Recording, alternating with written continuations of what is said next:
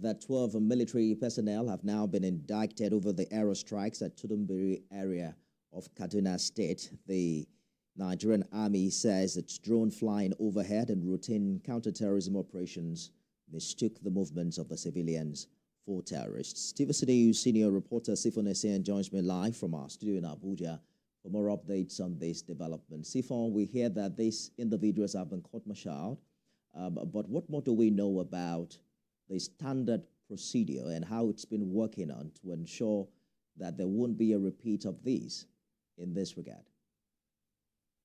Well, what we understand is that the military has come out to say that it's at learned a couple of lessons arising from this incident, and it is going to review its rule of engagement and how it approaches operations of this matter.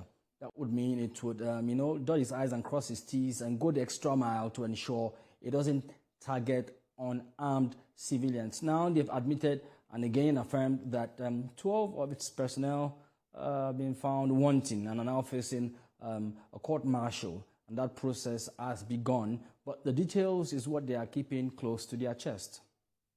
What's the tradition of the military, particularly the Nigerian Army, in this regard? Do we get to hear about what the penalty would be when they are done with this legal proceedings? As it's traditional about court-martials in the Nigerian military, eventually when the case gets to an extent where they feel the public should get to know exactly what's happening, they open their doors and to public scrutiny and allow the press cover such court-martials. And eventually when they get to the point where the sentencing is done, that is also in times past. We've seen that being done in the glare of the media and in the public. And we believe that the same would be would play out in this case because it's of interest considering the fact that unarmed civilians of the number of at least 85 were killed in that incident. What about compensation for victims in this aero bombing? Is that also something the military is contemplating?